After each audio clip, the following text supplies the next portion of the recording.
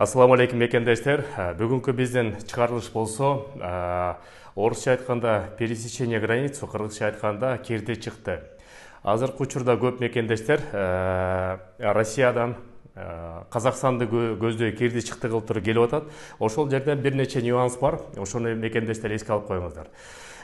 Биз өткөнкү видеода айтып кеткенбиз, ошо кирди чыкты системасы боюнча погранслужбаны өтүп аткандан кийин контрольно-пропускной пункт өтүп атканда ошол жерде сөзсүз түрдө цель въезданы карап койгула деп тур. Цель въезданы ошол жерден карап туруп анан кийин кол коюп туруп миграционный картаны алыңыздар.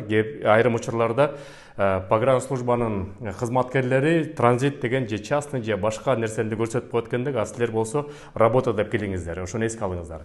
Экинчи учур болсо мекендештер границадан өтүп атканда сөзсүз түрдө Россиядан чыгып туруп, Казакстанга кирип, анан кийин кайра Казакстандан чыгып, Россияга киргенде ошол эки закон боюнча туура мыйзамдуу границаны өтүү болуп эсептелинет. Айрым мекендештер болсо ID карт менен же болбосо загран паспорт менен көп эмес, көбүнчө ID карт менен чыгып эле нейтральный территорияда туруп эле кайра Россияга кирет экен дагы. Ошондо кээ бир жерден айрым учурда биякта ошо регистрацияга койбогон учурлар дагы кездешип атыптыр. Бүгүн эле ошол боюнча бир сыйра маалымат келди. Ошону да эске алыңыздар.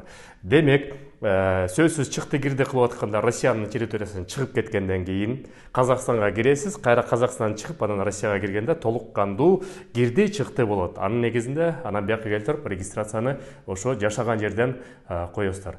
Сак саламат болуңуздар. Силер менен Кыргыз диаспора кеңеши дагы жаңылыктар болсо айтып турабыз.